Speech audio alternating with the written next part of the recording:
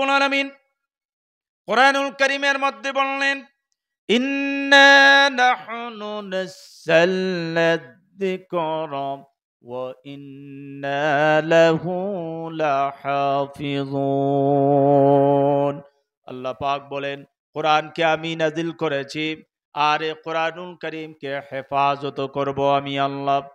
এজন্য আল্লাহ রব্বুল আলামিন এই কোরআনুল কারীমকে হেফাজত করবেন বলে গোটা বিশ্বের মধ্যে আল্লাহ রব্বুল আলামিন ছোট ছোট শিশুর বুকে আল্লাহ রব্বুল আলামিন কোরআনুল কারীমকে রিজার্ভ করে রেখে দিয়েছেন।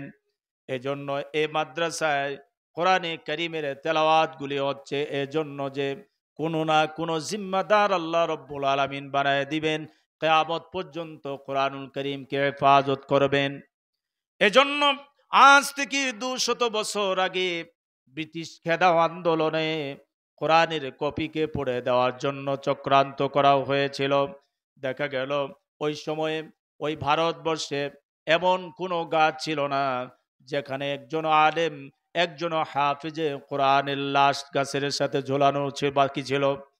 প্রত্যেকটি ডালে ডালে একজন হাফিজে কোরআনকে তারা হত্যা করে শহীদ করে তারা সেখানে ডালের সাথে ঝুলিয়ে দিয়েছিল।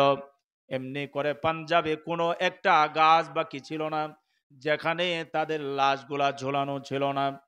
ওই সময়ে একজন ইহুদিকে তারা দায়িত্ব দিয়েছিল, মাদ্রাসা ঢুকে মসজিদে ঢুকে ঢুকে তোমরা কোরআনের কপি গুলাকে পড়ে ছাই করে দিবা। একজন ব্যক্তি একজন ইহুদিকে কোরআনের 2 লক্ষ কপিকে পড়ে দেওয়ার জন্য দায়িত্ব দেওয়া হলো। কোরআনের 2 লক্ষ কপিকে পড়ে ছাই করে দিবে, এজন্য একজন মাদ্রাসার মধ্যে ঢুকে পড়ল, কোরআনের কপিগুলাকে পড়ে ছাই করে দিবে। এজন্য মাদ্রাসায় ঢুকার পরে মাদ্রাসার তালিবুল ইলমকে হাফিজুল কোরআন ডাক দিলেন, মাদ্রাসার কপিকে পড়ে ছাই করে দেওয়া হবে। এই জন্য ইহুদিকে ডেকে বলা হলো, ইহুদি শোনেন, আপনি কোরআনের কপিকে পড়ে ছাই করে দিবেন। কোরআন এমন একটা কপি যেখানে যে কোরআনের কোনো হাত নাই, কোনো পা নাই, একটা কাগজে লেখা।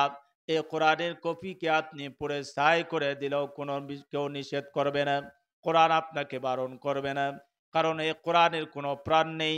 কিন্তু জীবন্ত কোরআন আল্লাহ রব্বুল আলামিন গোটা বিশ্বের মধ্যে 6 কোটির উপরে আল্লাহ রব্বুল আলামিন জীবন্ত কোরআন রেখেছেন। এই কাগজের কপিকে পড়ে ছাই করে দিবেন, এই চক্রান্তে সফল হতে পারবেন। কিন্তু আল্লাহ পাক বলছেন, কোরআন আমি নাজিল করেছি, কিয়ামত পর্যন্ত আমি আল্লাহ রব্বুল আলামিন কোরআনকে হেফাজত করব।